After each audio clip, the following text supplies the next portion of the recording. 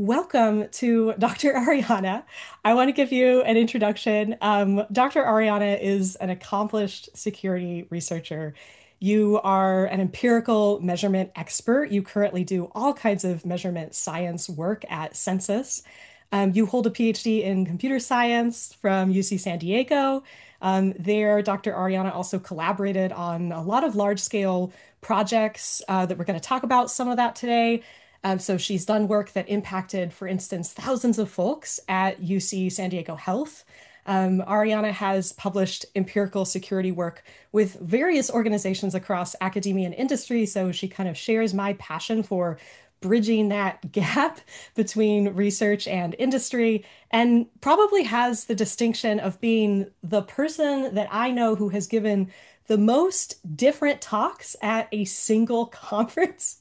That just happened. That was four talks last month at one conference, which I do not think is an okay way to behave, but apparently Ariana does. So that's just a sign of how in demand this work is. So thank you for being here.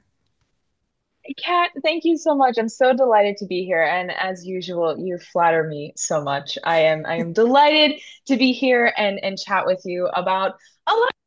Honestly, you and I chat with any in our downtime. And so I was, delighted when you were like, hey, what if we had this open science hour? I was like, let's do it. So yeah, Yeah. I'm really excited to be here. And thanks to all of you for also being here and joining the conversation. Like Kat said, I have the Zoom chat open on the side. I love engaging conversations, so feel free to drop things in. But I'm just thrilled. I'm thrilled to be here on this Thursday. Okay, I have a first question for you, which is just tell us a little bit about like what drew you into this work in the first place, because it is you were really the person that I learned about empirical security from. So what was that journey like for you? How'd you even get started doing this?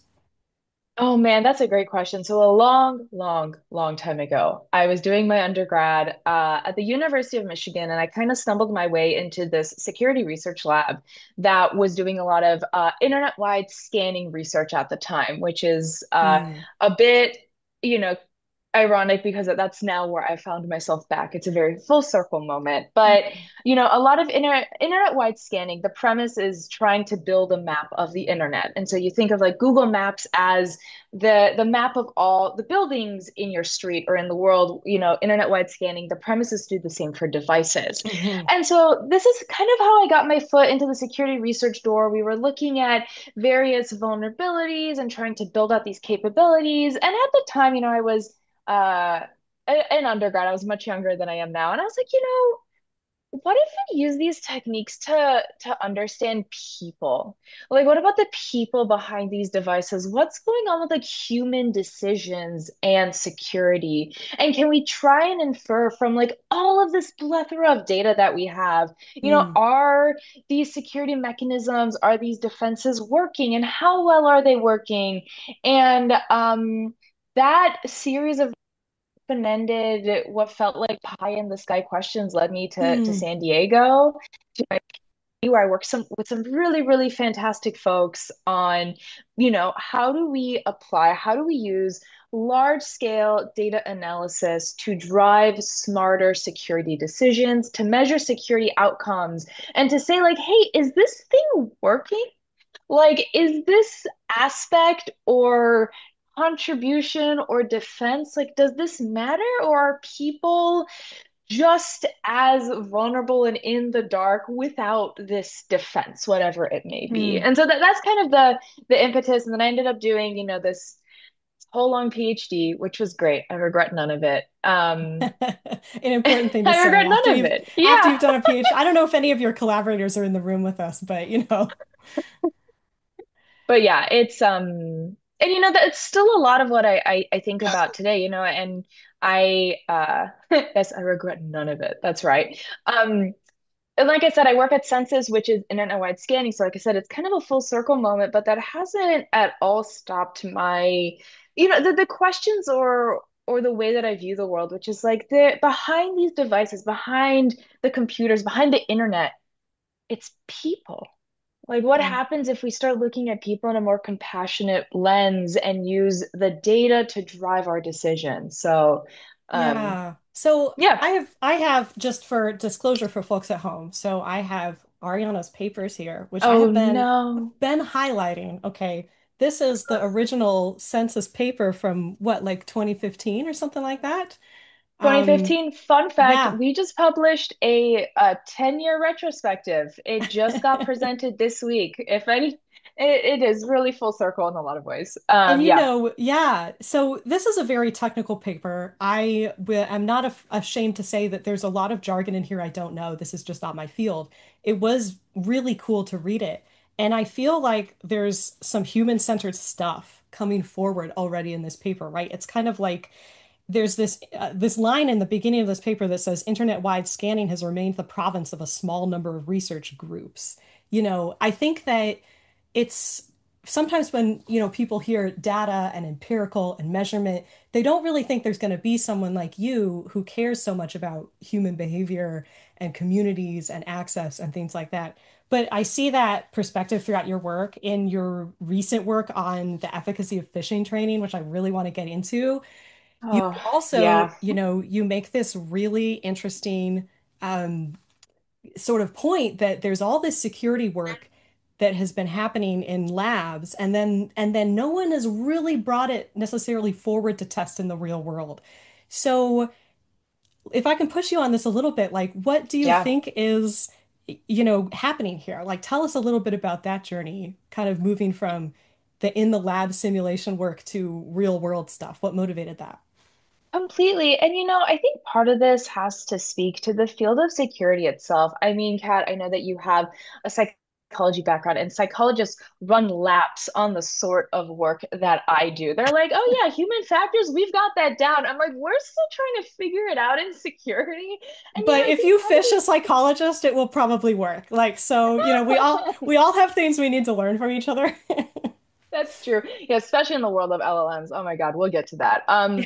But yeah, I think part of it really talks to how nascent the security field is. I mean, Mm, like the internet really only came around in the 90s. A lot of these protocols, the way that the internet works, it wasn't designed with security in mind. And you see this in mm, how a lot of these protocols are designed. We have HTTP, and then we built TLS on top of that to have HTTPS. Like security was an afterthought because at first it was like, hey, we've got this communication, we've got these tools, we've got mail servers. Let's send mm, email to each other. And now it's like, oh shoot, how do we deal with mail security?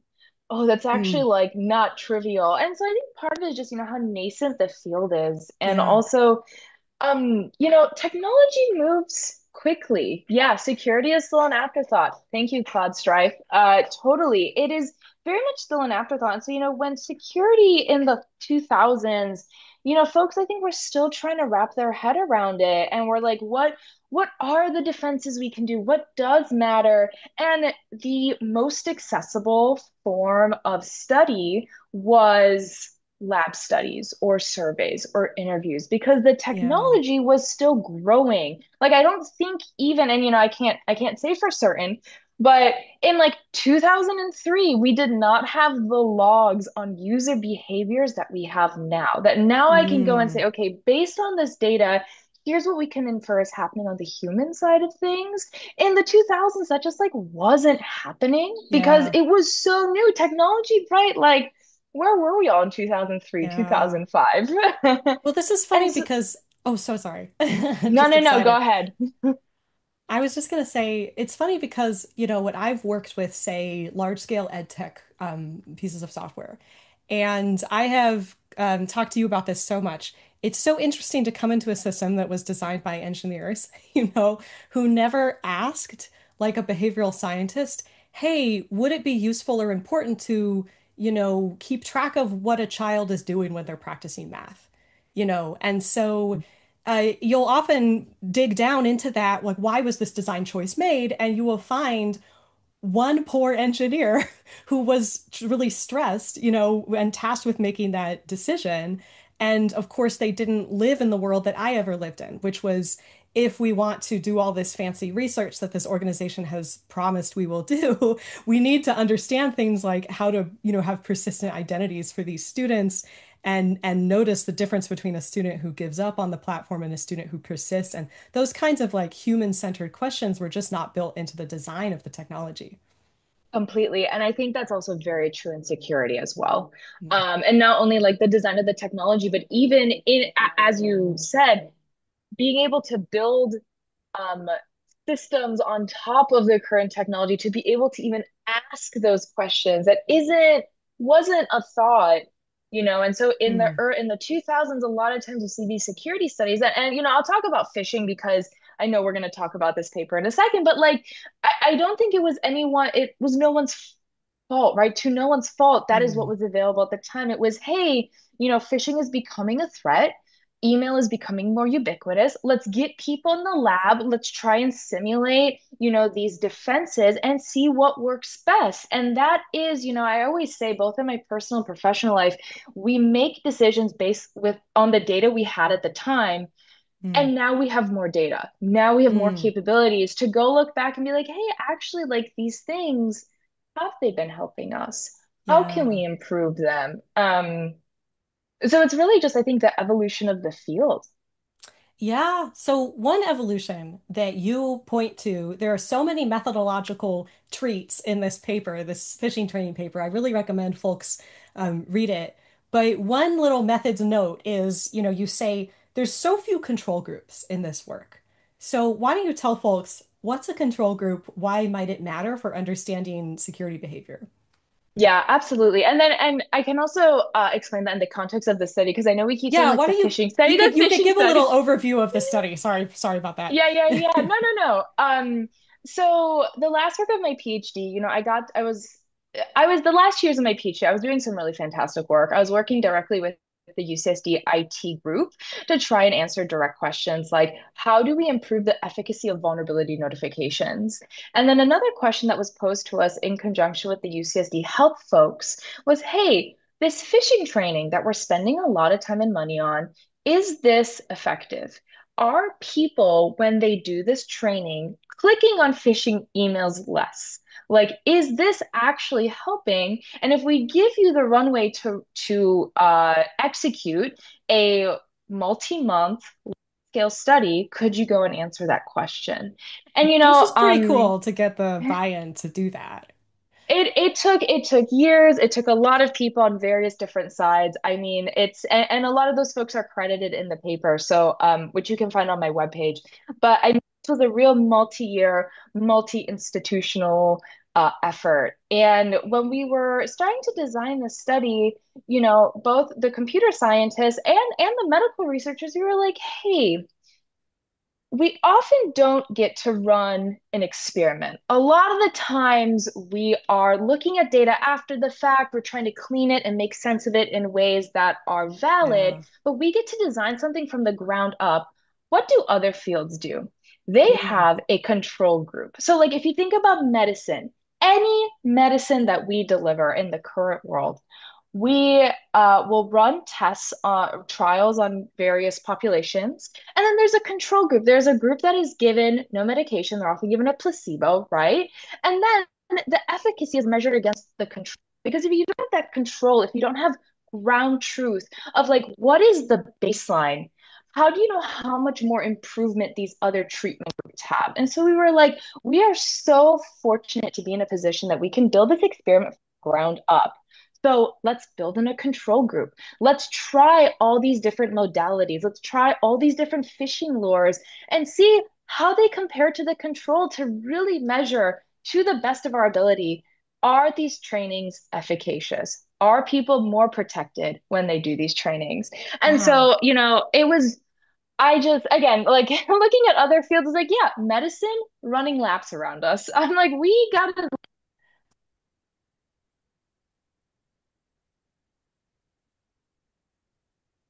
Oh, I lost your audio for a second. Did anybody else lose the audio there? Yeah, we lost you around running laps around us. Yep, I lost it. It looks like maybe she's frozen and coming back again. So let's.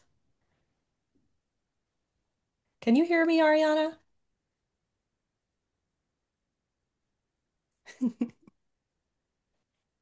While Ariana gets this sorted out, I can actually tell you a little bit about the study. Oh, sounds like the headphones died, maybe. Yeah, I agree with that.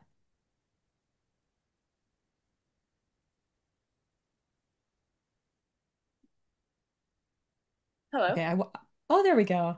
Oh I my was God, like, what just happened? Okay. Welcome I was back. about, thank you. I was about to present your study, and then I was like, you know what, Kat, do not jump in, just take a beat. Like, things will get fixed. Um, all right. Can you talk more, Ariana, so we can make sure we hear Yes, you? I Perfect. apologies. Of course, even the best laid plans, something is going to go wrong. All Um, good. yeah. We are Okay. all back. Great. It looked like you were in the middle of truly unlocking like your passion for this. I'm so sad we lost you at that moment. Maybe Yeah. like just give a real quick rundown of the methods of this study because it was really quite complex, right? Yeah, so we took all employees at UCSD Health, which was about 19,000 employees, who were already going to get the phishing training anyway. And so we said, hey, we're going to divide these 19,000 employees into different groups. So there was a control group.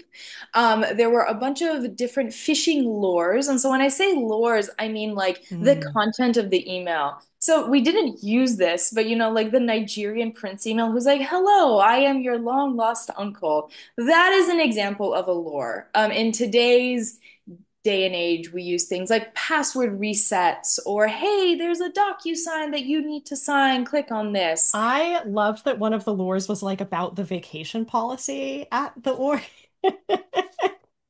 Right? I Yeah, there's so much fun stuff in here about the content of these lures, and it was really there's like one about dress codes, and I was like trying to ask myself what would I fall for? Like what kind of email? Yeah. Yeah, so we had all these different lures. One, because we wanted, um, we knew we would run this for at least 6 months. So we're like, we need Mhm. multiple different lures because we can't send the same lure over and over again. Like, of course, folks are going to become desensitized. So we need multiple different types so that each month we can send a different lure to different groups. And so, it was like password clicking. It was, as Kat already said, like, a note about how your vacation policy was changing, a note on Mm. dress code. Um, and then, in addition to lures, we had divided these groups up into a control and then also four different types of training. So these are standard out of the box industry training that a lot of folks, including our institution, were using. And the four different modalities were generic and specific. So either you get a generic, like, hey, if you click on the phishing lure, it's like, hey, you've just been phished. Here's why it's bad. Versus the more specific was, hey, you clicked on this phishing lure. Here's why this one was bad. And then also we had a mix between static and interactive. So static, imagine like you click on the phishing lure, it gives you a single web page. It's just like, here's why it's bad. And you click OK and you're done. Interactive would walk you through step by step and be like, look at the urgency of the content. Other tips and tricks for checking out phishing emails. And so there were all these different variables that we were investigating while also comparing it to the control to then say, were there different modalities, different types of training that worked better than others? And I want to say, folks, like, we went into this study very optimistic. We were like, we're going to find the Oh best no. type of training. We had other ideas. We were like, this is just going to be round one. We're going to do other I could things. see that in the paper. You're like, people are on all these different arms. It's over 8 months. There's all this careful design. Like, you're going to reveal all these different nuances about the training. Okay, so give us the headline. Um, In aggregate, it does not seem like phishing training it is efficacious. And so what that means is that even if a user clicked on a phishing lure and then got the training, they were only like 1.7% less likely to click on a subsequent phishing lure. And so that is an aggregate. There's a lot of nuance here, and I know like the Zoom chat is exploding. We will get to all of these questions. It's hard to read and explain at the same time. So I want you folks to know, not ignoring you.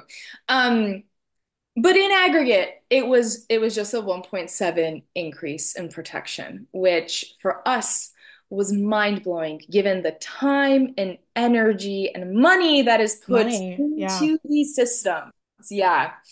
Yeah, I want to highlight another thing, which I think is a dazzling statistic. So that's one dazzling statistic in this paper. Another dazzling statistic is there's this section where you talk about user failure over time. So because you have done this huge legwork, got stakeholder buy-in, created this design, you were able to do not just like a simplistic snapshot, like how many people failed this one phishing test this one time, right? You were able to look at things like user failure rates over time. So there's this really striking part where you say 56% of users failed at least once, and the implication is very clear. If attackers can sit around long enough, eventually they'll break through at a significantly high rate, right? Perhaps higher than any of these laboratory studies would have implied, which I also think we skipped over this, but those lab studies are a bit full of people's security grad students sometimes, right? So not necessarily mimicking real user behavior in the real world. So I just emphasize that it's kind of a bummer, right? But it also speaks to the importance of your work and the fact that I did not know this because I'm not in this field, that this is such a huge problem in the world. This is such a large way that, bad events happen to people in the world, right? Orgs in the world. Yeah, and a lot of secure 100%, and thank you for bringing that up. Yeah, that was also very stark. That on a long enough time frame, people will get owned. And that was only over 8 months. And that was also using a set of lures that, again, were for the most part out of the box from the tool that we were using. And so this was also like we weren't using LLMs to try and make them smarter or catchier or whatever. This, was very straightforward, in my opinion, very standard. And yet, still, 56% of all users failed at least once. Like on a long enough time frame, that doesn't bode well. And it really speaks to the asymmetry of security. Like Mm, users, defenders have to always be on. They have to always be looking at every single email with a critical eye. An attacker, like you said, has so many chances to send another mm, one, to send another one, and to send another one.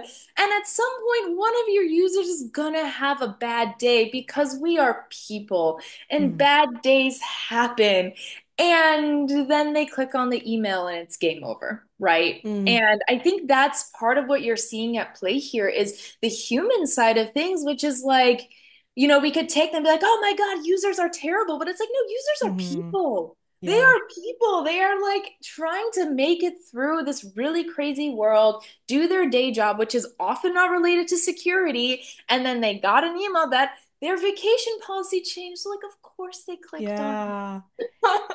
it. If you feel like you could speak to this, do you feel that when you were communicating this work to your stakeholders, to the org, like what did you learn doing that? Was there positive change when you did that? How has that been since publishing the paper with this kind of difficult finding, kind of confronting the field as you're doing, which is a challenging place to be in. Yeah, I think it really it prompts this conversation in many different circles of, and this is like my new favorite phrase, is the juice worth the squeeze? We could get psychologists and cognitive scientists and security professionals all in the same room, and I feel confident that we could find a tailor-made training that is effective for all of your users. And maybe you need to like, you need to make it specific to different users because everyone learns differently.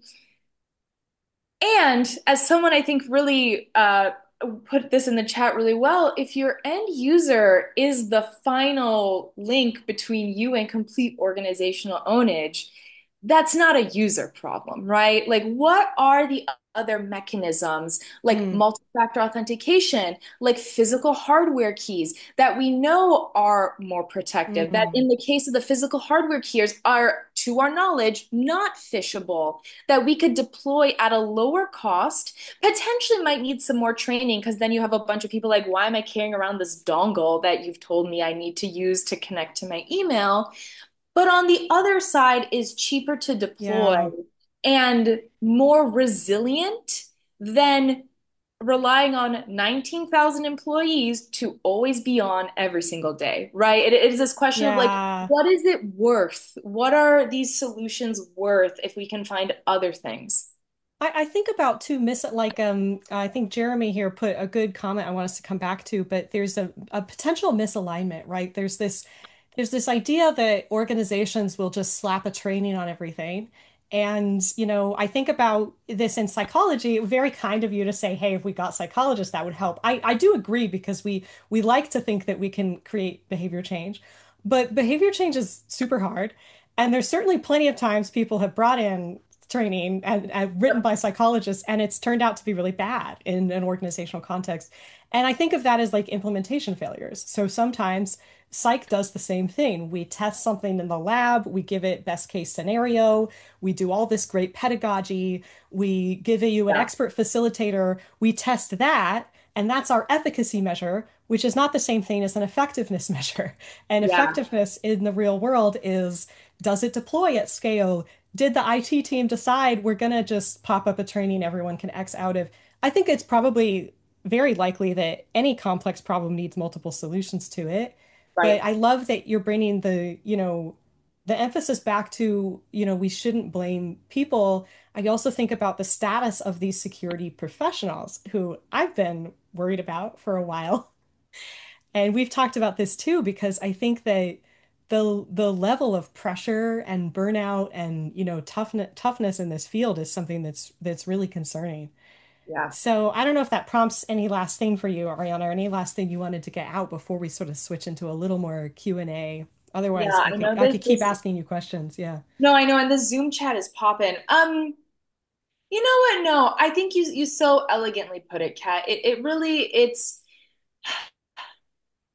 everything that a lot of what I've worked towards and what I continue to think about is like I want all this data. I want to figure out what people are doing because at the end of the Mm, day, I want to figure out how we can make them safer, how we can make the organization safer. And I really do think at the end of the day, it is this question of should our end users really be the final link? Should they really be the weakest link? Or can we find other ways to shift the onus from the end user onto the system? And I think a great example of this is the adoption of HTTPS over the web. Like 10 years ago, HTTPS was not as ubiquitous as it is now in any means. And there was a huge push by the major browsers, and I know this because I worked with Chrome for a little bit during this push to try and get as many websites, as much of the traffic on the internet over HTTPS, over TLS encrypted, right? Because then you just reduce the harm to end users. And they were able to move the needles in a lot of ways. But I think what was most interesting is, at some point, there were a lot of these web pages that were mixed links. So the mm, main page, without getting too technical, the main page had a certificate, was being served over HTTPS, but maybe had a third party resource that itself was not over HTTPS, over HTTP. And you know what Chrome said? They were like, we're just going to upgrade those to HTTPS so that the end user, everything is encrypted. They don't need to worry about it. There's no more guesswork of like, oh, wait, but like, is it safe? Is it not? And that is an example of the system taking on some of the onus from the end user. And so I often think about that in the context of other security subfields, mm, defensive mechanisms. It's like, how can we take away all this time and energy that the end users are putting in and try and build systems that can at least even help them more? So mm. I guess that's my final thought. Yeah, I love that. At least even help. And it really is, every time we talk about this, it reminds me so much that we're working on similar shaped problems, Yeah. you know, and similar shaped concerns of like move the solution to the structure. Folks have also brought up this theme that maybe we could speak to a little bit, because I know you and I have talked about some examples like this of like the relationship between employees and their own IT, their own security. I have not always felt treated super well by these teams myself. I, Yeah. have been experienced things like at large companies like oh, because you're a researcher and you're sort of an edge case and now you're locked out of your repo and you can't do your work and your manager's mad at you, but there was something that nobody could get to. Like the under-resourcing of these teams inside of these orgs creates so much animosity, I think, sometimes. And folks are giving us a lot of examples of phishing tests that kind of almost feel like being betrayed, being sabotaged. I really do worry about that. I know some folks in your security field sometimes poo-poo that or like that's feeling stuff or whatever, but I talk a lot to people about my work with tech teams, and a lot of folks who don't have much of a technical background mention stuff like this. They say like, "Oh yeah, the security team that's out to get me at work or whatever." Like that is to me so much brittleness, so much fragility. So can you speak to like these cruel phishing examples? How do you think about the ethics of doing phishing tests that don't damage people? Maybe I'm throwing too big of a question, but No, it's not too big of a question. It's actually something that we had really considerable conversations about ourselves because when we launched this study, it was 2023. It was 8 months in 2023, and COVID is still top of mind for a lot of people, but especially in 2023 was very top of mind for folks. And we were like, mm. okay, um, we could totally send a COVID phishing email. We could send like there was a new change in vaccination rules. Click here to read more. And that just Oh, seems too cruel given the yeah, current news and everything going on, right? And yeah, some of these lures we designed really not thinking they would get the click rates they did. I mean, I think the one that got the highest click rate was the vacation policy change. Like we yeah. made that one being like, oh, it'll be For folks, probably average. And then we were like, oh, it was not. that was a 30% failure rate for the lure specifically that was about vacation policy. I actually think there's a whole niche field here. I haven't seen a lot of work on it that's just about the content of lures that people respond to. As like a psychologist, I was like, oh, the linguists would really get into that one. Sorry, go Yeah. ahead. No, no, no. Yeah. And so I think for us, that was something that we really considered. And I have a lot of empathy for the users and also for the IT security folks because often, and like you don't see these conversations as you've mentioned, the security folks, the teams are understaffed. They're asked to do a lot. They are approached by their leadership team and are told, "Hey, we need to make sure that everyone has gotten training," which is the equivalent of saying, "Hey, you need to make sure that you fish everyone." And so when Yeah. you, again, someone trying to do their job, make it home at the end of the day, Yeah. what is the incentive for the IT security person who's like, well, my CISO just told me to make sure everyone was trained. So like, how can I make the most fishable lore possible? I mean, I was joking with my collaborators. I was like, if this whole PhD thing doesn't end well, I just have an alternate career as a fisher, I think, because there's a lot there.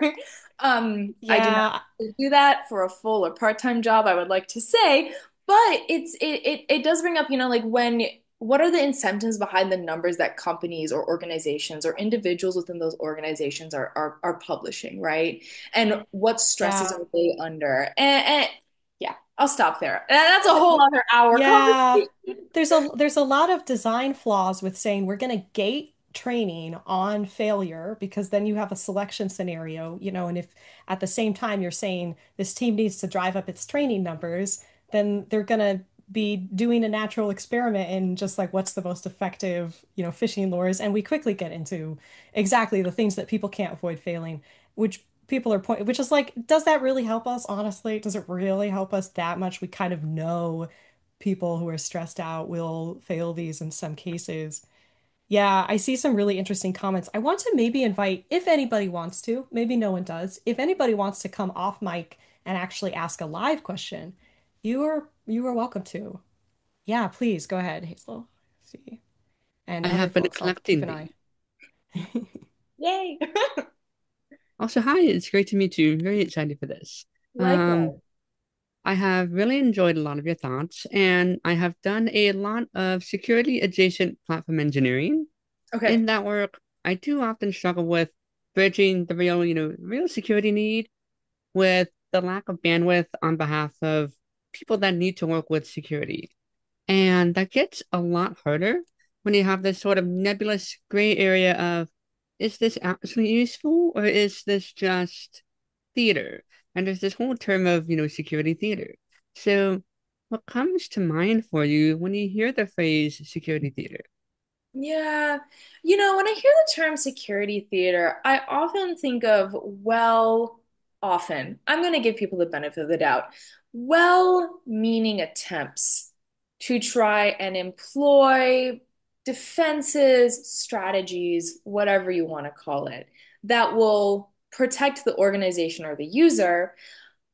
But for better or for worse, I think are often not backed with those sorts of empirical measurements. And I think there's some cases where security theater can be malicious in intent or well-intended, I should say, maybe not malicious, but ill-intended.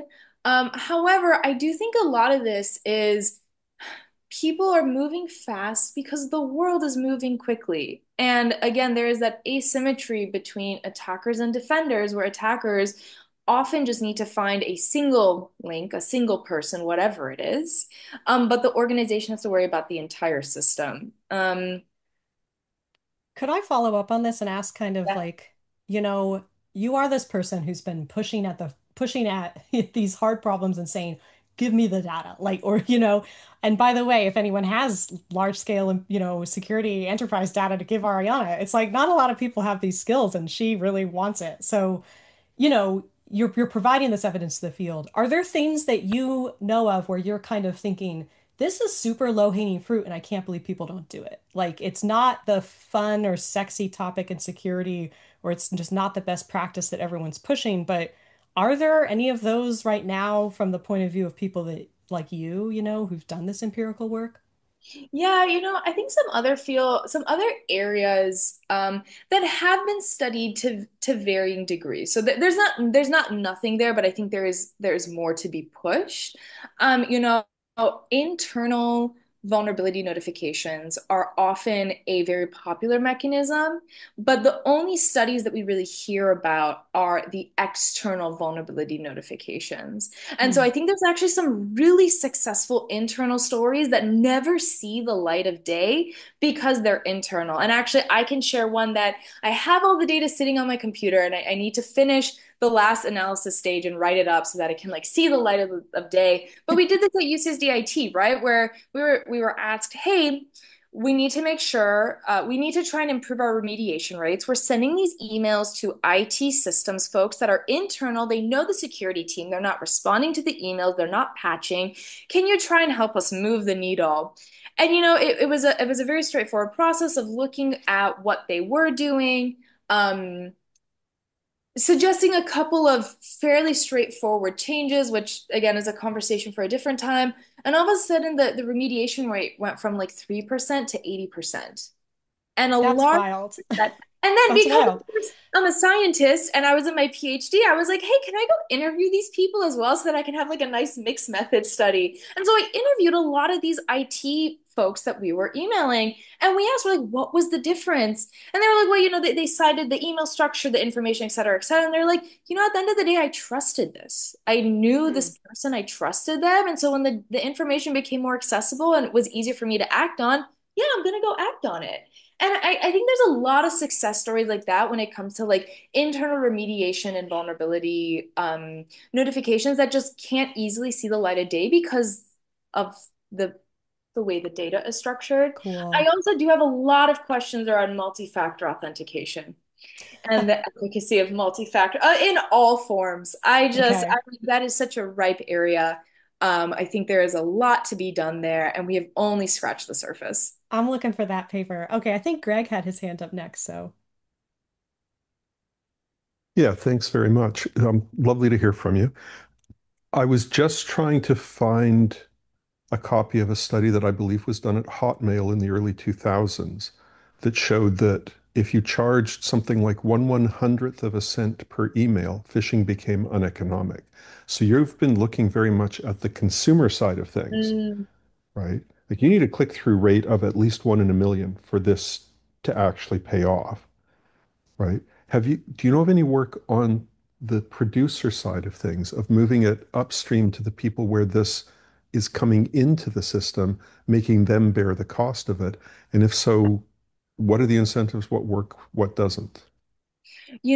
I am less familiar with that work. And I I wonder if I mean, my first thought is like this is opposite to what the internet was meant to do. It's supposed to be ubiquitous, it was supposed to be accessible for everyone. So like we're not going to charge. And of course you like pay your ISP. There's other charges involved, but like email, it is a service. You anyone can sign up for a Gmail account, you can sign up for many Gmail accounts. And so I also wonder if there is just less of that, or at least I am aware of less of that research because it is so opposite to what the premise of the internet and these various services promised. I do find that really interesting. I would love to see more of like the producer side of things, the economic disincentives, and I think there is a lot there.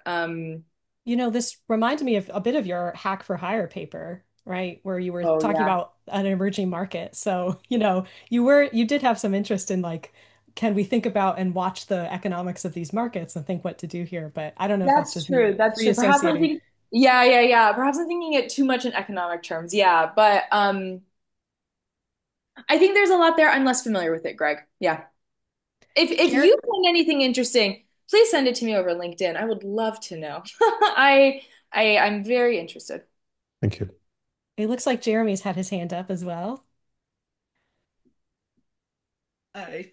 Um, Fascinating work. Very, very fascinating. I love this. I'm a social psychologist by training, turned engineer, so incredibly important, but really great work. So, um, going back to your work on the phishing lures and how organizations, even though the training doesn't seem to be incredibly effective, they tend to lean on that a little bit more. And kind of like we've been talking, it seems like it's because it's an easy, maybe visible marker to just make decisions on, but doesn't really help when there's these strong lures or low engagement, really kind of dominating that situation. And so I'm wondering if you think pivoting, obviously, from like the training to a more structural approach would help maybe things like better defaults or cues, or if you think it's more of something like a leadership decision-making shift where they're using like these simple decision-making rules about the what like the failure rates, for example, on what's being successful or not, and that's really kind of what's dominating the drive. So kind of two-part, I guess. Yeah. So I'll try to answer both and let me know if I miss one or both of them. I think with phishing in particular, and I saw a couple of comments like this in the chat. I think with phishing in particular, we've also dug ourselves into a bit of a hole where phishing training seemed really promising. I suspect it also was, especially in the early stages of email, and in not this like LLM world that we currently live in. And now with phishing training in particular, I think one of the difficulties of trying to detach from that is that it is required for a lot of organizations for compliance and insurance reasons. And so I totally acknowledge that there's a tie in there where most cyber insurance policies require you to have some sort of training for your employee base. My personal opinion is like, okay, listen, I understand this is insurance tie-in and an insurance not working in the insurance field, it seems to move a little bit more slowly than like the technology field. So that might take some time to decouple. But while we're trying to decouple that, why don't we just spend less money as organizations on the phishing training and then instead shift that money towards investing in multi-factor authentication or other defense mechanisms? And so that's one aspect that I think of, when I think of leadership decisions, is there's other variables that exist in this complicated internet world that we live in, which, a lot of it, cyber insurance especially. I mean, they have so much data and are really, really cannot talk about it. And at this point, I think I've forgotten your other question. So could you repeat it? Yeah, no, that's really great. And then I think that just kind of if that since that seems like it'd be really hard to decouple, do you think there might be a more likely path forward then for like a more of a structural alignment, maybe like better defaults or queues or like I don't know, system level supports or levers that could be pulled? Yeah, Or I'm curious. What do you mean by like cues? Oh, you mean like trying to help users spot the yeah, fish, like in yeah, browser? Completely. Yeah. I mean, there's just like a whole host of additional defenses that we could try to work on that I think people are actively researching right now. Again, attackers are using LLMs, but defenders are also using LLMs. And there's a lot of quick research coming out right now where it's like, could we design a system that uses an LLM that like scans your email and is able to say like, hey, these are potentially suspicious even though they're in your inbox? Because I know that was the whole purpose of spam. But I also recognize that there are organizational reasons why spam filters may be more conservative than not because you don't want to frustrate your users. Um, so yeah, defaults or cues like that, like systems that can build that can take more risk, that can have the false positives, especially if it's like, hey, we're trying out this new tool to protect the user base. Here's how it works. Just be aware of like if it flashes a warning, this is what it means. And in terms of like, defaults, I still am very drawn to multi-factor authentication. I'm like, listen, someone can get your password, and passwords are hopefully not trivial to guess. I'm hoping everyone has a long password here. It doesn't have to be complex, just long. Um, but I do think there's additional defenses, like this layered system to try and just make it harder and harder and harder. And Kat had mentioned this hack for hire paper. This was a study way back in my PhD. TLDR, I hired a bunch of Russian hackers to break into Gmail accounts that I owned, and I paid them money in Bitcoin to do this. And in a spear phishing attempt, you do see that these attackers, even in 2019, would have their phishing pages set up to look like they're asking for your two-factor code. And so there's still weaknesses there, but as much as we can layer on defenses that are still cheaper to deploy than these like conglomerate phishing kits, I think, you know, that would behoove us, that would benefit us. I want to probe on one quick thing and maybe like slightly embarrass you. So sorry. But, something I think about you, Ariana, is that you are so good at the storytelling of this. And that is a real challenge for security. All right. I think about like a consultancy gig that I had. I did a research project with this very small healthcare company that was trying to roll out a service for aging adults and trying to build an app. Okay. And the app was like all sorts of problems were happening. And I remember playing this, and I don't know much about the ins and outs of app development, but I remember fielding this frustration between some of the tech folks at this place and the folks who were, healthcare workers.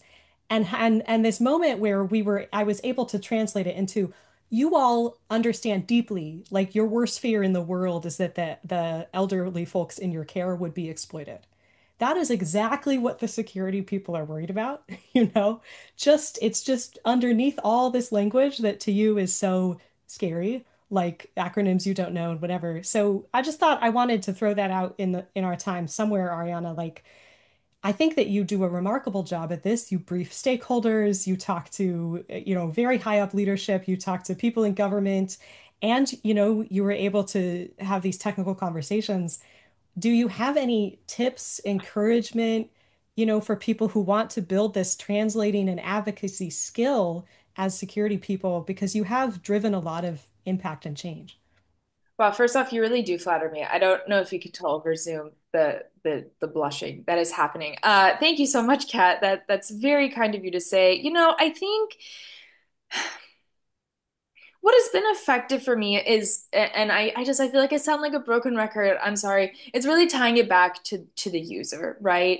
And especially like in a commercial setting. I mean, I work for a private company. It's tying it back to the user and then tying it back to the organization as a whole, right? Like when we talk about users getting pwned by various phishing lures, that's bad. But it's like, hey, that user that got pwned now has given access to an attacker to some amount of your internal systems, which now that attacker can use that to laterally move within the organization. I think tying it into this multi-step, multi-bad, like there are many things that are bad with this image has been most effective. And also, as, as a scientist, I try to stay true to my roots and make sure that I'm representing the data accurately. And also, sometimes you need to have the one or two or three numbers that really help convey your story, right? And it's like, Mhm. I'm ready to tell you the one or two or three numbers. And then if you ask me additional questions about the groups and how big the groups were and what was the power analysis and et cetera,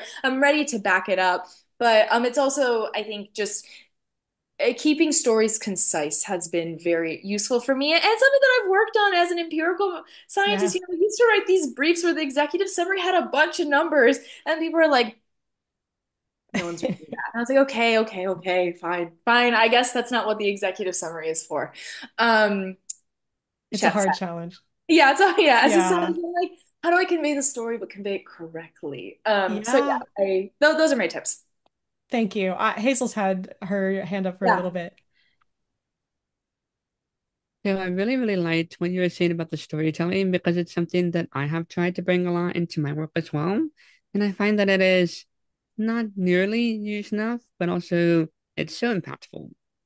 But when I think of some of the challenges in security, one thing that comes to mind is one of the more common tropes in security is it depends on your threat model.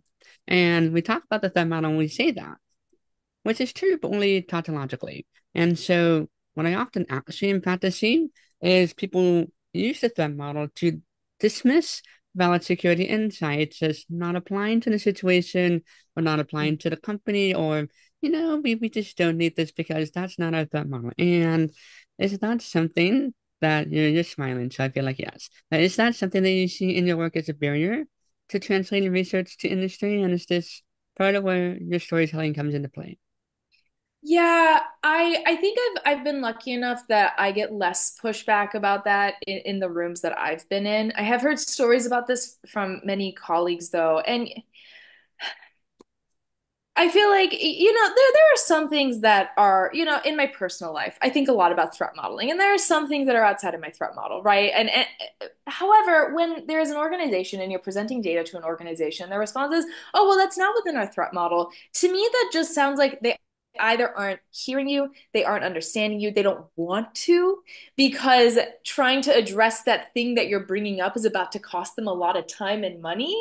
And so I really push, I when this has come up, I've really pushed back compassionately and empathetically and like, listen, this may not be in your threat model now, but I think it should be. And here's why. And I think this all ties back into the storytelling. I mean, I think it, I don't know. I'm about to start a bunch of argument with all the scientists in the room. I think 70-80% of science is good storytelling.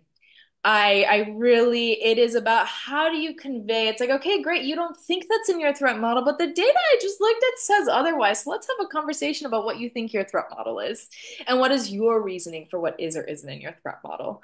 I don't know if that satisfies your question, Hazel, but it is great questions. It does.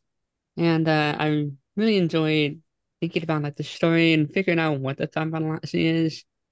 I think in experience for me, the pushback usually is not that we need to add something to the threat model, but if the threat model is too aggressive, too all-encompassing for what the situation actually calls for. And I see that a lot. And I think that Mhm. difference between what people consider as a threat model and what they maybe in that context consider as a threat model, and then how flexible the security program allows them to be, that difference creates a lot of tension. And I think it actually causes a lot of what we would consider to be security theater, but Mm, isn't in the different threat models in different contexts that people are thinking of. yeah. Like, for instance, at a previous company, we had a situation where security pushed back on a design of an internal application because they said that it needed MTLS, it needed a couple other things, and it needed um like some upgrades here and there, and these very, very minor CVEs should actually be major CVEs. And I had to come in and say, look, this thing is behind five different VPCs. It is not connected to the public internet in any way. It's only used in these two other things. And these four libraries that have the CVEs, the code paths of those CVEs are literally not accessed by the code base at all. Yeah. So what exactly is your thumb on here? And they still push back on it a little bit. But Oh my God. Hmm. My psychology question is starts to become like, what are you getting from, Yeah. what A need are you promotion, fulfilling? obviously. Yeah, there we go. I think we have time for Greg's question here for maybe our final question here. And I just want to say thank you to everyone for joining our little office hour experiment. This was really, really cool. Thank you for organizing it. Um, my question for Ariane is, do you know of any studies of transference? If you've trained people in phishing on the job, are they less likely to get phished at home? There have been some interesting studies on people, for example, being trained to mask up at work and then just not masking up at home because those are Hmm. two separate spheres in their mind. Do you see the same thing with the security, or do people actually get better domestically? Wow, great question. I do not know of a study like that. My hypothesis is that it would probably be similar to the masking policy, for example. I think a lot of people, when it comes to security, except security professionals, maybe, but the rest of the world treats their work and their personal life very differently. And I think, again, it comes down to incentives. If you've been scared enough, if you've been spooked enough by your enterprise organization that you have to be careful about phishing, then that's something you may be on higher alert for in the enterprise setting if you're at work or on your work laptop, wherever that is. But then when you're at home kicking it back, hanging out, that just may not be as type of mind. I don't know. I think that is a super interesting study. I already am like, how do we even get the data for that? It would require some pretty hardcore trust, so you'd have to surveil people quite a bit. Yeah, But I love exactly. the question. I do love the question. When I think about psych stuff with it talks about when people transfer, it tends to be if you can tap into like higher level values sort of alignment rather than like this is the thing I need to do in this environment. Some sort of like, I don't know if Jeremy would agree, but some kind of like larger like oh, this is how I protect my information is like a category or something that would go a little bit bigger than word. But I love that as a learning science question too. Yeah. Yeah, absolutely. Could I ask just a quick follow-up? Yeah. I've What got time to what stay. is the going rate for Russian hackers? Oh, so the caveat with this study is okay, quick aside. You can hire people to hack different things on the internet. Like, of course, you can buy anything on the internet, including hackers. And so we specifically were looking at the market at the time, which was around the $100 to $400 range. And our motivation was like, pretend that you're a disgruntled employee. You're someone who just ended a romantic relationship, someone who's disgruntled, who doesn't have thousands of dollars to spend on a perhaps a 0 day hack, but could go on a forum, pay someone $200 in Bitcoin and be like, I'm really mad at my ex. Can you go break into their Gmail account because I want to know what's happening? Um, we specifically looked at the $100 to $400 range because we thought it was more accessible to this group of disgruntled users. Also, it was the thing that we could afford more readily than the $10,000 posts because this was an academic study. Yeah, there is a table with prices. Fun fact, after our study, applied some defenses that made these attacks harder. It turns out it was really good social engineering. It wasn't any 0 day, much to my sadness. I was like, we're gonna find something cool, and it was like, no, it's spear phishing. It's just really good spear phishing. However, these new defenses were implemented, and then about a month or two later, if I recall correctly, at least two of the outfits we bought from doubled their prices. Which means, there's a lot of things that I can't measure there, but I'd like to think we made their lives harder. So, I love that. Well, folks, I'm going to wrap it up here. Thank you all so much for joining us. This was a little experiment, and Ariana and I are both deeply passionate about bringing research to the real world. If you want to reach out to Ariana about her work, she does give talks, sometimes too many at the same event. She is always interested in cross-institutional partnerships. She's also in high demand at work right now. So, no promises on that, but just to let you know, I think she's a rising star in security. And I appreciate you joining and being such a great, warm, lovely audience. Everybody try to take care of yourselves out there.